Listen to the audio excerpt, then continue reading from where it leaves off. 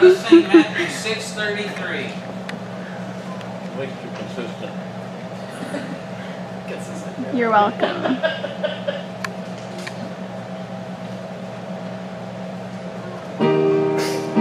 Consistent, I like.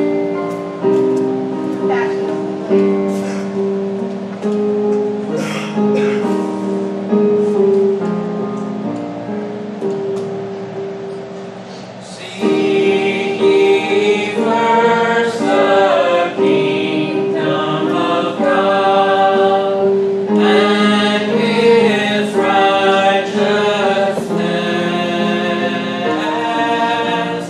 and all these things shall be added unto you.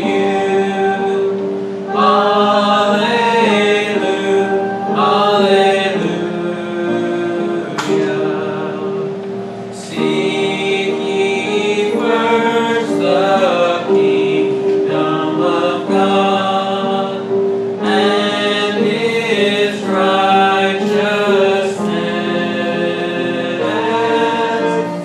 and all these things shall be added unto you. Alleluia, alleluia. Yeah. Amen. Brother Damon, would you open us in a word of prayer? Our dear Heavenly Father, we thank you for this day and thank you for all of the blessings that you've given us. Be with us as we go through tonight's service and give Brother Scott the things that we have him preach and put it in our hearts and our minds, the wisdom and the knowledge that's in your word. Be with all the missionaries that we support and protect them as they're preaching the gospel in whatever lands and situations and governments that they might face. Give them the knowledge, the wisdom, and the know-how. Give them the protection if they need to spread your word. Yes. Forgive us of our sins in Jesus' name. Yeah. Amen. All right, we're going to be in Ephesians chapter 2.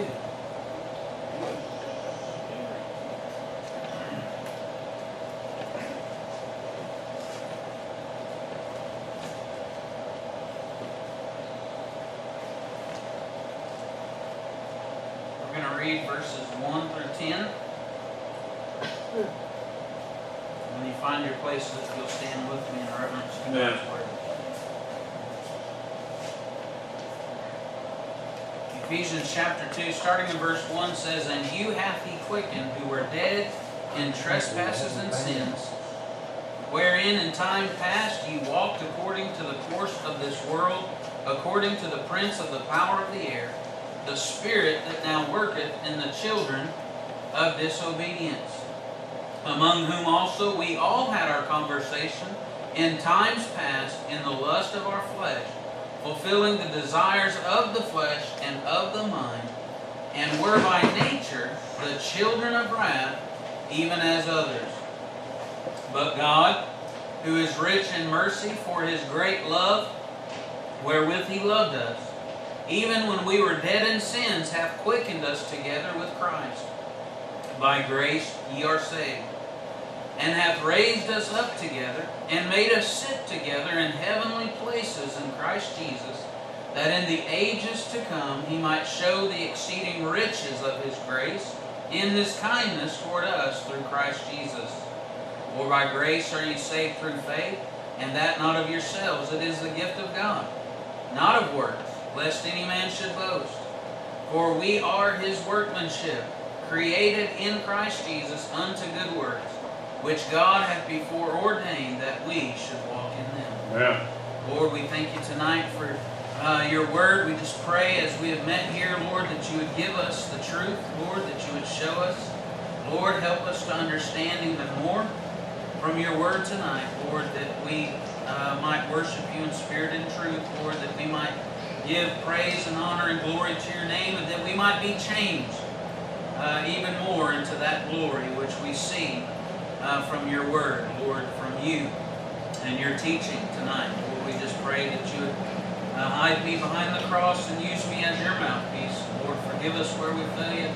To your name be glory, power, and dominion forever and ever. In Jesus' name we pray. Amen. Yeah. The message that I want to preach tonight is by nature. By nature. And the Bible talks about two natures.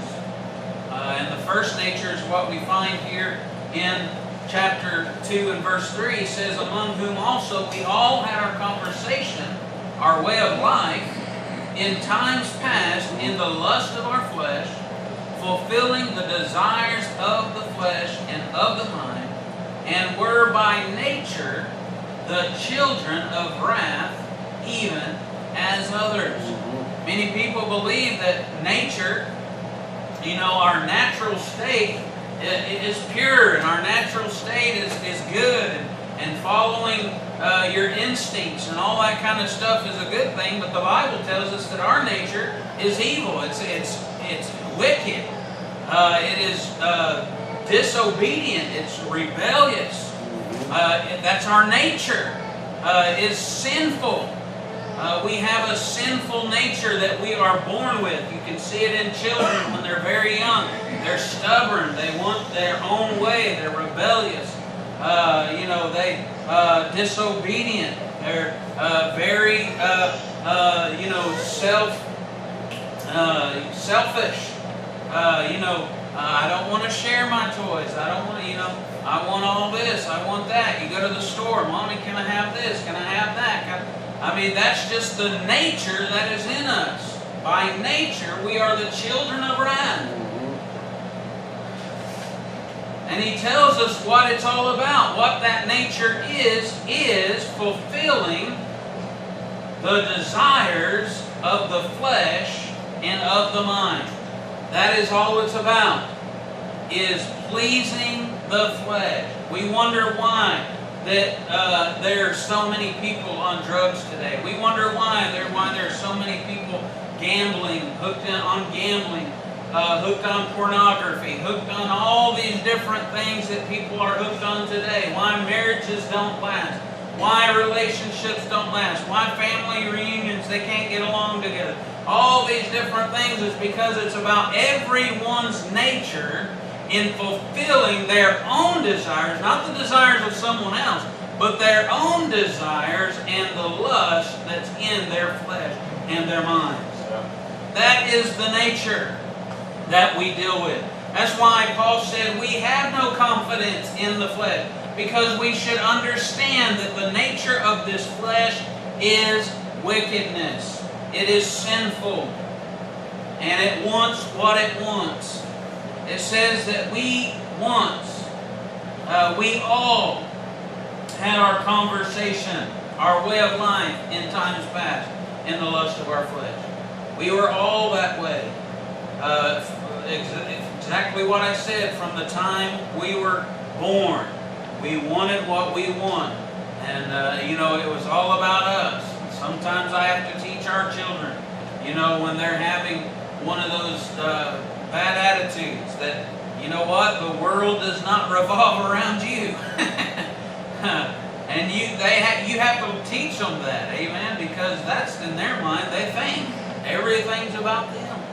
And the sad thing about it is we have a society today in our schools and our colleges and in our neighborhoods and all that thing, the educational system and our government today, that nurtures the nature that is wicked, that is self-righteous, that is selfish, that is wicked. And that's why when people who understand the dangers of our nature and that it is sinful flesh, that when we stand up and preach against sin, that people hate us, that people do not want to hear it. They want to get away from us. They want to do us harm. All the different things is because everyone in the world that is lost upholds the values of a flawed morality and a flawed nature that is in them. And when someone wants to tell them that it's wrong, then it becomes something that we are the problem. And the Bible says, Jesus said himself, there's coming a day when those who kill you will think they're doing God a service. They think that they're going to be doing God a service by killing us because they think we can't have peace because of those sorry Christians who want to stand up and preach against sin. It is the course of this world, he says in verse 2, wherein in times past ye walked according to the course of this world. And what is that course? The nature in which they live by, which is of the flesh, and fulfilling the lust of the flesh and the desires of the flesh and of the mind. Romans chapter 8.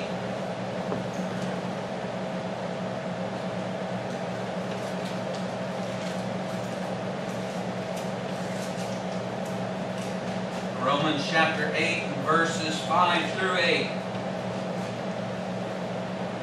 And it seems so bizarre to me that parents today will let their children stay out as long as they want to. They let them dress the way they want to, go where they want to go, hang with who they want to hang with, and then are surprised when their kids are caught getting drunk or doing drugs or getting pregnant or all these different things. They're surprised at that, not understanding the nature of things in the world today. Romans chapter 8 verses 5 through 8 says, for they that are after the flesh do mind the things of the flesh. That's a natural law right there. That those that are after the flesh do mind the things of the flesh. But they that are after the Spirit, the things of the Spirit. We should not trust our children with the decisions of life until they have proven that they can crucify the flesh with the affections and lusts and make decisions based upon the spiritual aspect and wisdom of the Word of God. Because, people put too much into children's hands and think that they can handle it or they're going to have to learn it. But until they learn how to put away this flesh and walk in the Spirit of God, first of all, they have to have the Spirit of God to be saved. But then that has to be nurtured within them.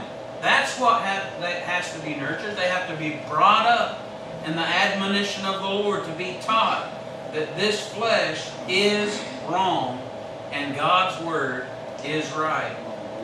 Because they that are after the flesh do mind the things of the flesh. When someone is not able to discern in the Spirit, you can always trust that they're going to make a wrong decision at some point.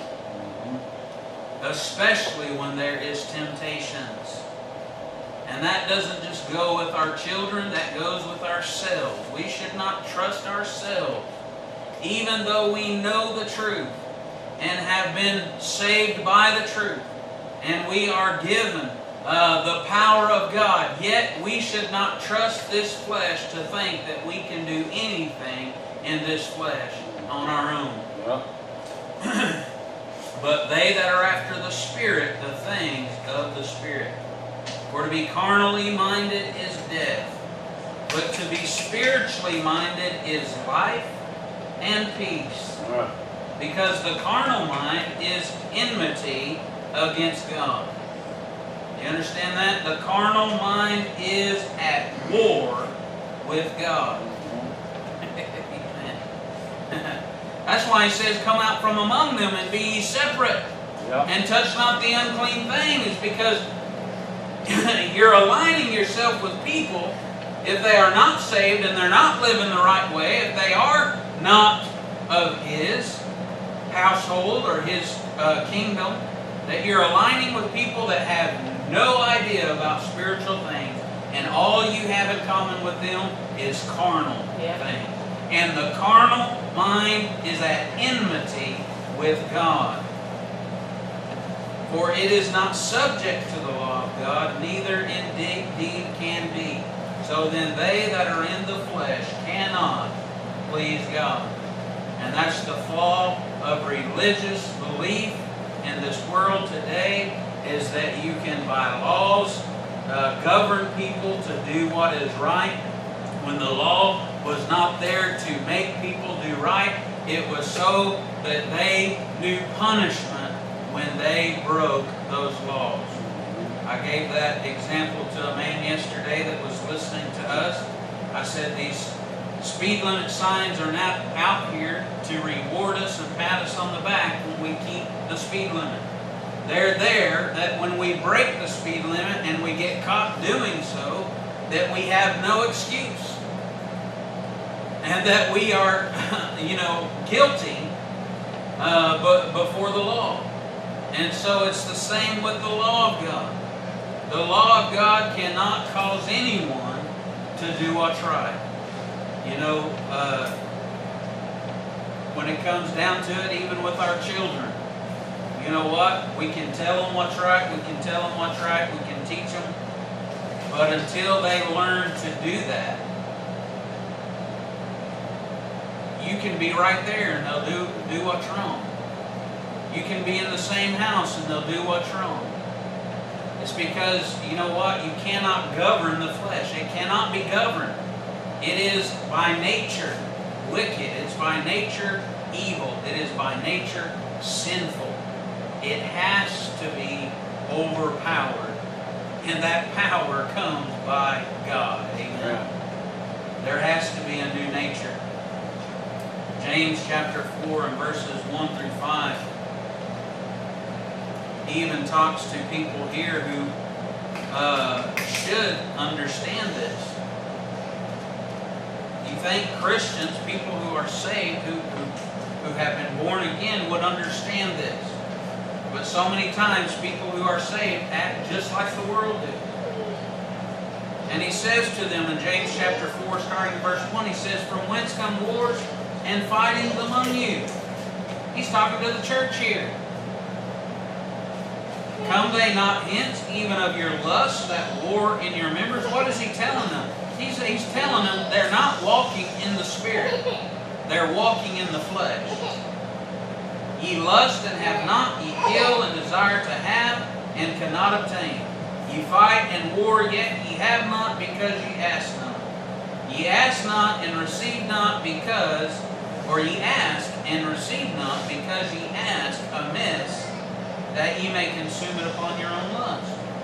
Ye adulterers and adulteresses, know ye not that the friendship of the world is enmity with God? Whosoever therefore will be a friend of the world is the enemy of God." It is very plain that even when you have been born again, you can still walk in that old flesh.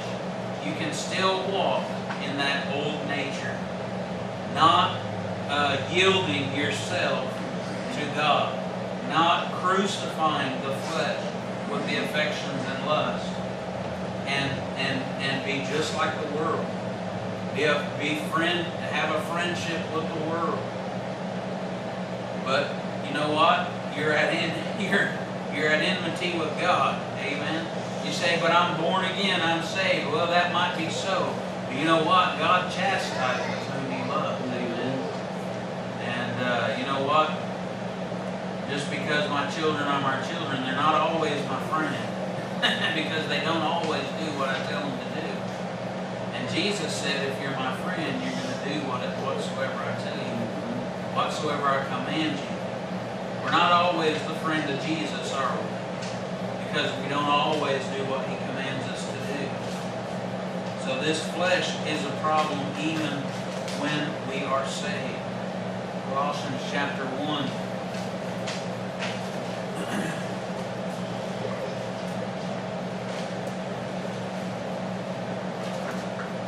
Colossians chapter 1 and verse 21 says, "And you that were sometime alienated and enemies in your mind by wicked works, yet now hath He reconciled in the body of His flesh through death, to present you holy and unblameable and unreprovable in His sight. If if ye continue in the faith, grounded and settled, and be not moved away from the hope of the gospel which ye have heard, and which was preached to every creature which is under heaven, whereof I, Paul, am made a minister. To continue in the faith, amen, it takes exactly what the Bible says, and I've preached over and over, and I know this is my favorite verse because I use it all the time, but to present our bodies a living sacrifice unto God. Yeah. Because that old nature can creep up. And it is the old nature. If we're born again, we're new creatures in Christ Jesus. Amen. Behold, all things are become new. But yet we were alienated and enemies in our minds by wicked works. But we have been reconciled to God. He says, among whom also we all had our conversation, our way of life in time past, in the lust of our flesh. In time past. It's sad to see what's going on in the world today, but yet it is not unthinkable. You know, it shouldn't surprise us to see the things that happen. It shouldn't surprise us when someone falls into sin, because that's the flesh. It is. And when even a saved person, when they have fallen, you know what? We shouldn't act so shocked and appalled, not in the sense that we're upset at the sin, but to put people on a pedestal that we think that they should be perfect, because they still carry that sin around with them. They still carry that old nature with them. The Bible says love covers the multitude of sin. What we should understand is that, you know what? If they have sinned, if they have fallen, we need to love them enough to share with them the truth and help them to get out of that sin and get their life right back with the Lord Jesus Christ. Because we've all had our conversation in times past in the lust of our flesh. Now praise God, He saved us. Amen. Praise God, we're reconciled. But still yet, we all sin. Amen. We all come short of the glory of God.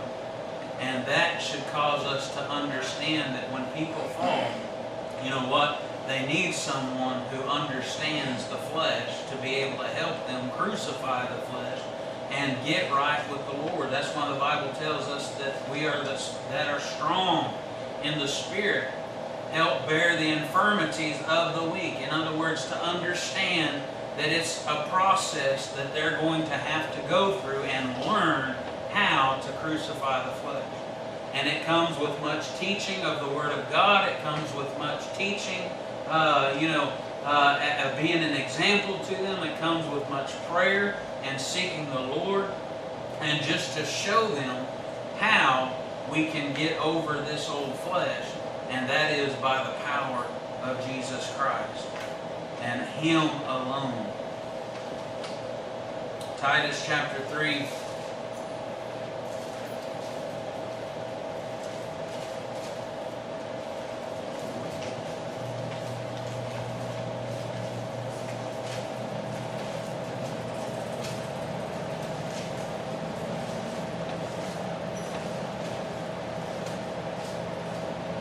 Titus chapter 3 and verse 3 says, for we ourselves also were sometimes foolish. Well, let's back up.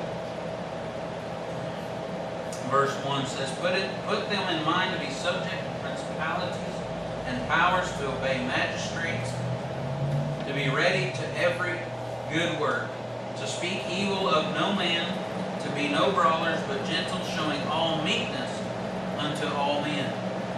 For we ourselves also were sometimes foolish, disobedient, deceived, serving diverse lusts and pleasures, living in malice and envy, hateful, and hating one another.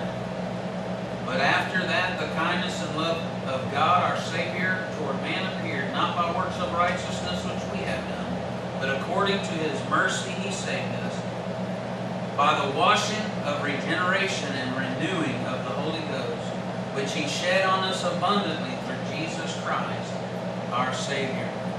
And just as God has been merciful to us, we need to be merciful to others. Amen. We need to show that same mercy. And listen, if they deserved it, then it wouldn't be mercy. If we deserved salvation, then it wouldn't be mercy. Listen, we don't deserve it at all. While we were dead in sins, Christ died for us. Amen. And so we didn't deserve it. It was mercy. And we need to have that same mercy for others that God had for us. Not to accept their sin. Not to rejoice in their sin. It's good to be brokenhearted and sorrowful because of someone's sin.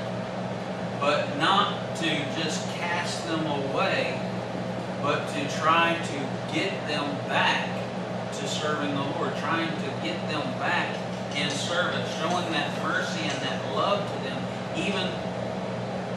Even when they're in that sin. To show love and mercy. Not to have fellowship with their sin, but to try to love them out of that sin. Amen. And to show them God's Word. And that there is something better. Amen. There's something better than wallowing around in the mire, getting out, getting washed, and living right. Amen. As the prodigal son came to himself and says, man, my father, the servants in my father's house live better than what I'm living. So, that mercy that we need to show. Again, not accepting sin. That's not what I'm preaching tonight. I'm not saying that we should accept people's sin and that we should overlook people's sin. What I'm saying is we should try to understand what's going on. And what's going on is that old nature is crept up and taken hold. And we have to show mercy and love and truth to try to get them out of it. 1 John chapter 2.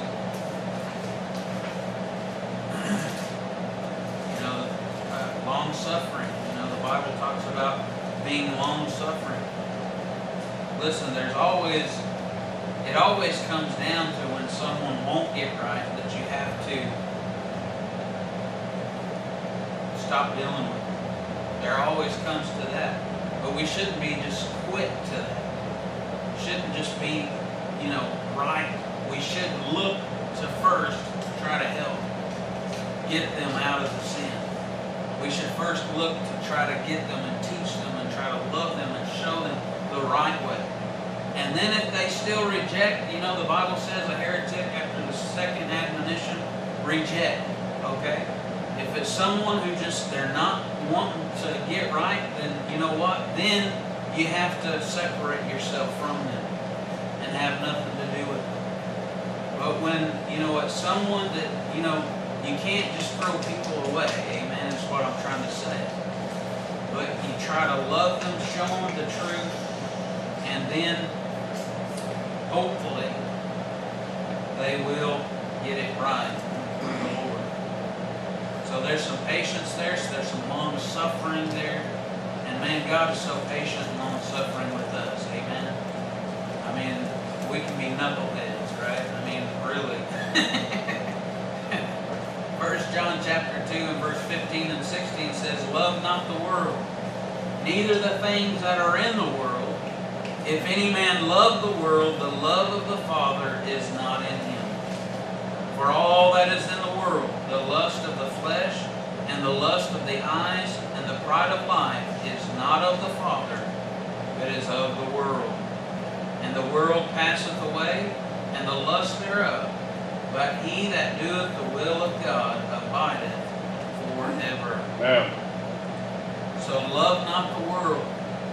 neither the things that are in the world. You know, we cannot hope to be used by God if we've got one foot in the world and then one foot in the church. We have to be consecrated. As we sing the song, I am resolved, amen. No longer to linger, charmed by the world's delight. Things that are higher, things that are nobler, those have allured my sight. And so we have to be truly resolved unto the Lord so that He can use us to help that fallen brother, so that He can help us to get that brother out of the murk and out of the mire, and to love them, saving them out of the fire, amen, hating even the garment spotted by the flesh. And so if we can do that, God can use us, but we have to learn, amen, to put away this old nature and live in the new. 2 Corinthians chapter 4 and verse 4.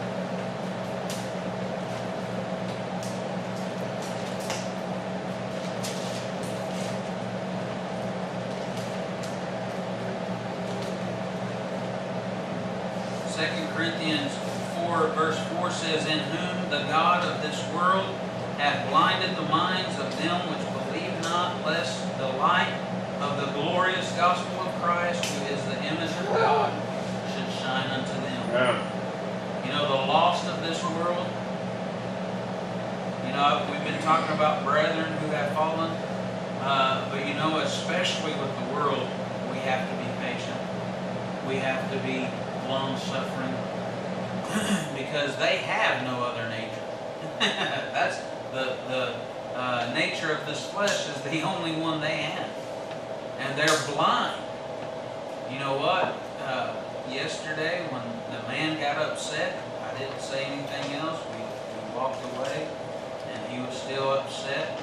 You know, but there's no sense in trying to add fuel to the fire, right? There's no sense in trying to stand there and argue with somebody.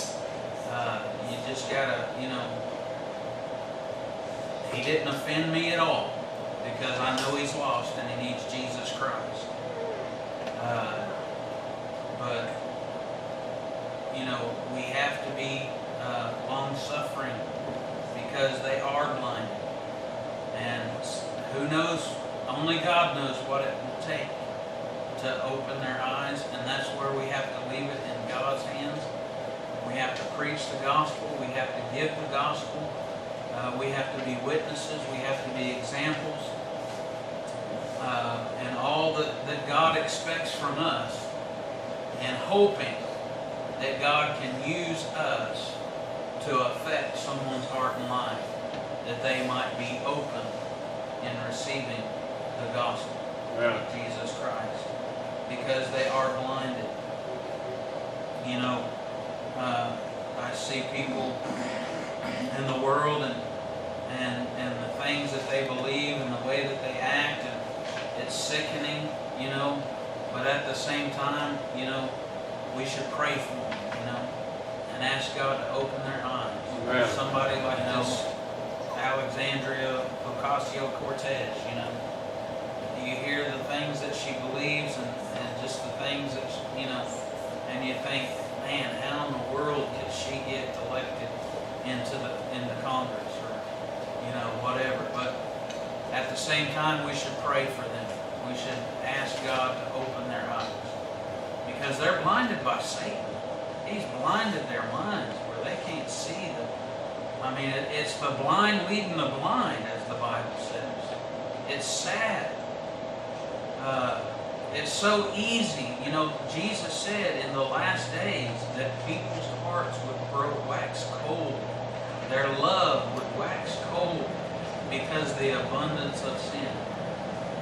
Hopefully that we fight against that, amen, because it's easy for our love and our hearts to wax cold because of the abundance of sin that's in the world today. We've got to fight against that. We've got to try to keep ourselves from allowing our hearts to grow cold, our love to wax cold, and to understand these people, their greatest need is Jesus Christ, because they are so blinded. And then the greatest part here, you know, I know one of Clifford's favorite verses is but God commendeth His love toward us, and that while we were yet sinners, Christ died for us. But here it says pretty much the same thing in Ephesians chapter 2 and verse 4. But God. But God. Amen. God can change a lot of things, can't He? Yeah. We've been talking about this nature that we have, that everyone has. From a child, you can see the nature that is rampant within us, that's sinful, that's wicked. And yet saying all that, it sounds like it's hopeless. But yet saying all that just to say, but God. But God. He can change it all. Amen. Yeah. Who is rich in mercy. He's not just well off in mercy. He's rich. Amen. He's abundantly rich in mercy. For His great love wherewith He loved us, even when we were dead in sins, hath quickened us together with Christ. Yeah. By grace ye are saved. Amen. And if He did that for us, He can do it for anybody. Amen. If He saved, just as we sing Amazing Grace, me and Brother Clifford was talking about that, how well that song is received even in the world. Who saved a wretch like me, a worm like me. Amen. If He can save a worm like me, He can save anybody. Amen. Because He is rich in mercy. And because of that mercy and His great love wherewith He loved us, He quickened us, made us alive, and gave us a new nature. Amen. Yeah. 2 Peter chapter 1 and verse 4.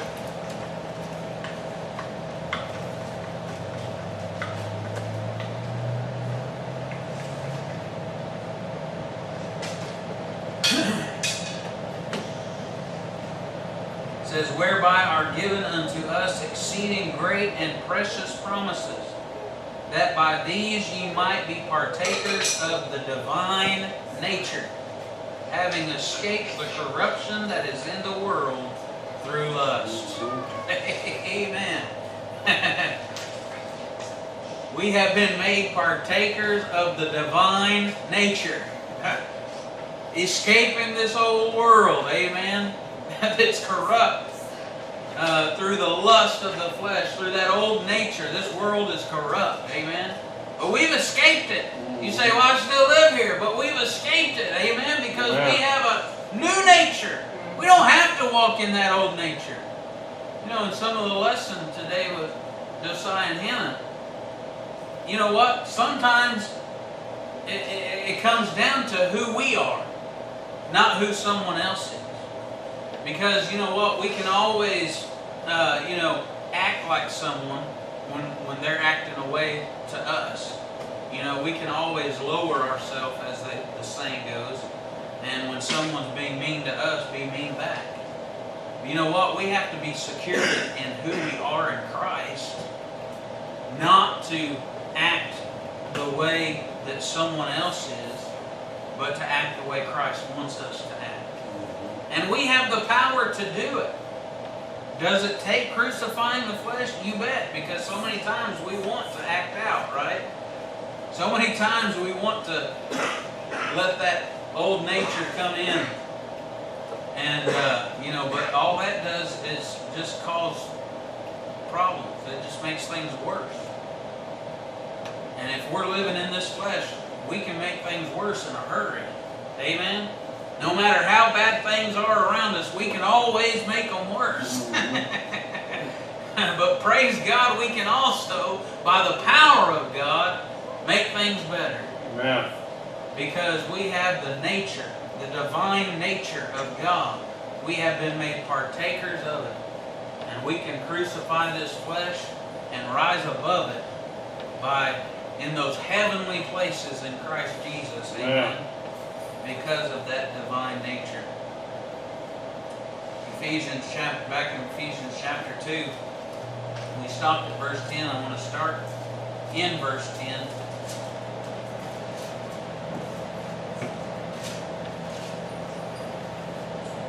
He says, "For we are His workmanship, created in Christ Jesus unto good works, which God hath before ordained that we should walk in them." Do you know you're ordained? Amen. If you're a new creature in Christ Jesus, you're ordained to walk in good works. "Wherefore remember that ye being in time past Gentiles in the flesh, who are called uncircumcision by that which is called the circumcision in the flesh made by hands, that at that time ye were without Christ, being aliens from the commonwealth of Israel, and strangers from the covenants of promise, having no hope, and without God in the world. But now in Christ Jesus ye who sometimes were far off are made nigh by the blood of Christ. For He is our peace."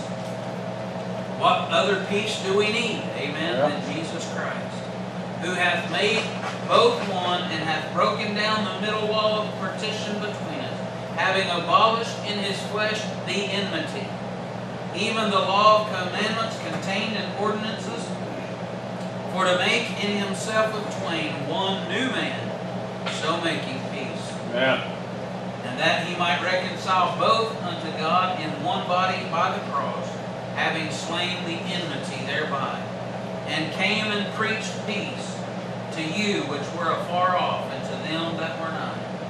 For through Him we both have access by one Spirit unto the Father. Now therefore ye are no more strangers and foreigners, but fellow citizens with the saints, and of the household of God. He made us sit in heavenly places in Christ Jesus, and are built upon the foundation of the apostles and prophets, Jesus Christ Himself being the chief cornerstone, in whom all the building fitly framed together groweth unto an holy temple in the Lord, in whom ye also are builded together for an habitation of God through the Spirit. The saying my dad used to say to us when we'd leave the house, "Remember who your father is." That's a good thing to remind yourself when that old flesh wants to start creeping up. Amen. Remember who your father is. Amen. When that old flesh wants to take hold again, just, man, I'm a child of God. This isn't how I act. This isn't how I should do. This isn't how I should talk. This isn't how I should think. Amen. Amen. Because I'm a child of the King. I'm a citizen, amen, of the kingdom of God. I'm an heir of Christ. Amen. Joint heir with Christ. And so I've got a new nature. I don't have to walk in that old nature anymore. I belong to Him. Amen. And then Colossians chapter 3. And we'll be through. Colossians chapter 3, starting in verse 8. It says, "But now ye also put off all these, anger, wrath, malice, blasphemy, filthy communication out of your mouth. Lie not one to another, seeing that ye have put off the old man with his deeds, and have put on the new man, which is renewed in knowledge after the image of Him that created him. Where there is neither Greek nor Jew, circumcision nor uncircumcision, barbarian, Scythian, bond nor free, but Christ is all and in all. Put on therefore as the elect of God, holy and beloved, bowels of mercies, kindness, humbleness of mind, meekness, long-suffering." You see, these are things that are not of that old nature. They're things of the new nature. "Forbearing one another, and forgiving one another. If any man have a quarrel against any, even as Christ forgave you, so And above all these things put on charity, which is the bond of perfectness. And let the peace of God rule in your hearts, to the which also ye are called in one body, and be ye thankful. You say, well, how do I do that? Well, he tells us, verse 16, let the word of Christ dwell in you richly in all wisdom. If you let the word of Christ dwell in you richly in all wisdom, you're going to have the peace of God that rules in your heart. Amen? Teaching and admonishing one another in psalms and hymns and spiritual songs, singing with grace in your hearts to the Lord. And whatsoever ye do in word or deed, do all in the name of the Lord Jesus, giving thanks to God and the Father by Him. Remember who you are in Christ Jesus. No longer that old nature, but the new nature, the divine nature. And to walk in that nature, understanding that it is by the power of God, the Word of God dwelling richly in our hearts, in all wisdom, that's going to allow us to be able to crucify the flesh with the affections and lusts. Lord, we thank you tonight for your word. Lord, we thank you for the encouragement, understanding that, Lord, we're not only bound by the old nature, but, Lord, that we have the power now of the Holy Spirit to put away the old man and to walk in the new man, in the newness of life, in the power of the resurrection. Lord, to be able to live as Christ lived. Lord, to have the mercy and long-suffering and kindness, Lord, that He had and that you had for us. Lord, just help us to be a witness. Help us to be a guide, a teacher. Lord, to be able to share your word with others. Lord, that they might have the wool taken off of their eyes so that they might see the light of the glorious gospel of Jesus Christ.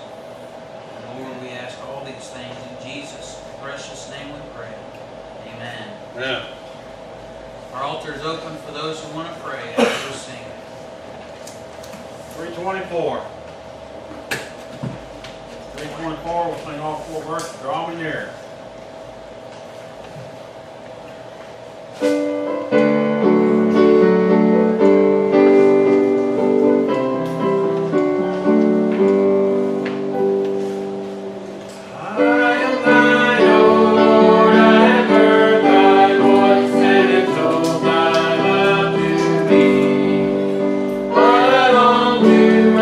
In the arms of faith and be closer drawn to thee.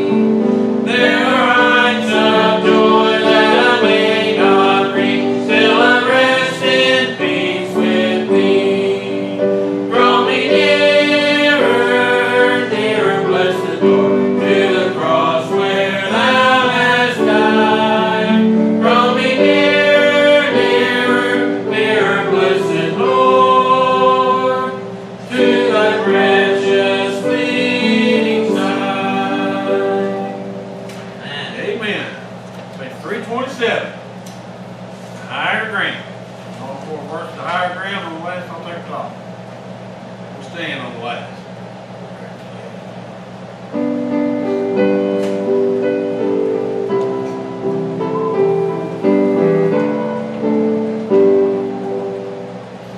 I'm pressing on the upward way, the heights I'm gaining every day, still praying as I'm onward bound. Lord, plant my feet on higher ground.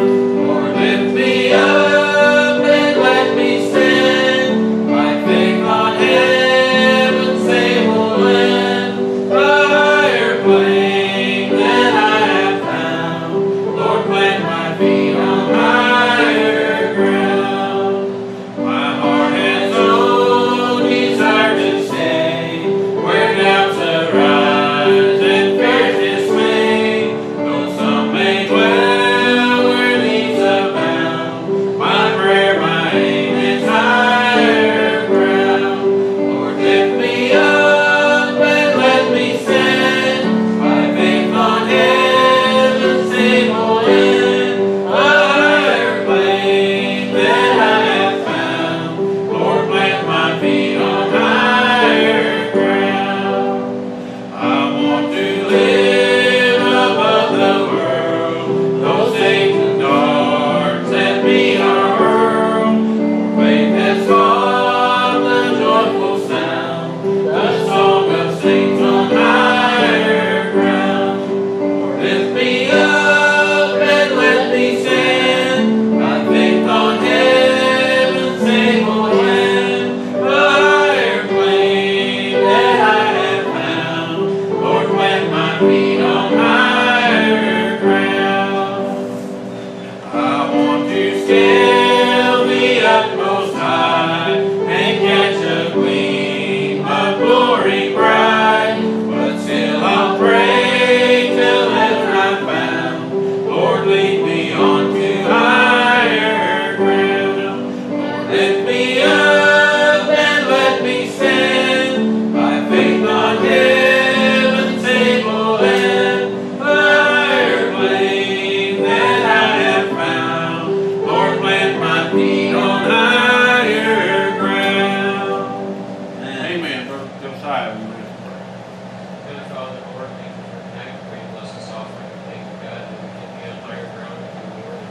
Thank you, God, for all that you are, all that you have done, God. Pray for safe traveling mercies for those who are traveling, Lord. Pray for those who are still yet to be saved, God, that you continue to work in their hearts. Yes. The seeds that we've always planted. Continue to water their souls, Lord. That someday, Lord, whether it be today or 5 years from now, Lord, they accept you.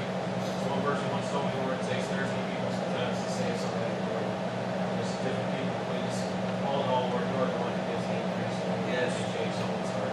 Take you down, Lord, in Christ. Amen.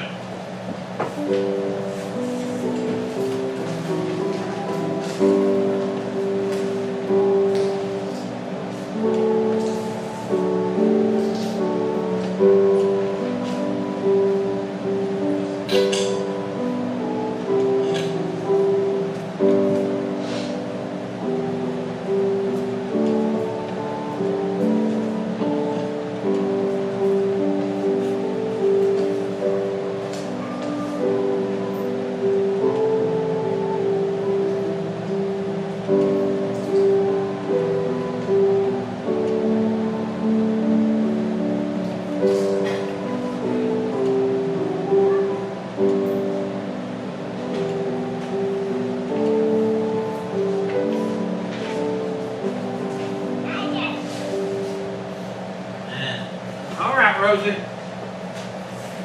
Let's go.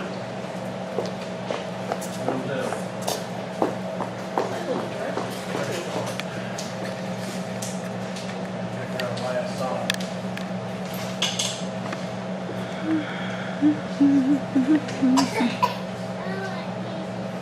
Jesus loves me. Jesus loves me, this I know, for the Bible tells me so. Let's all once to Him belong. They are weak, but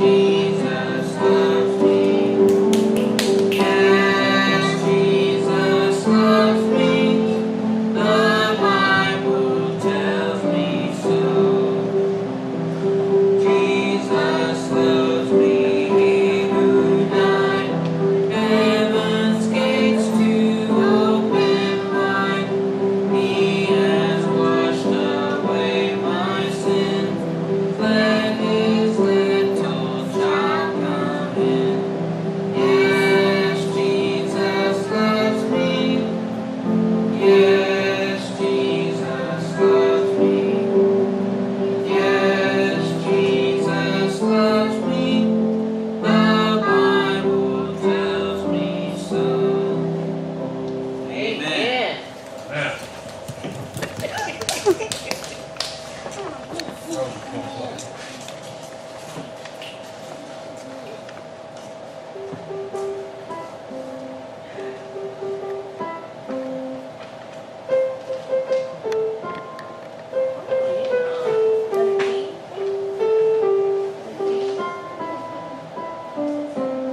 Man.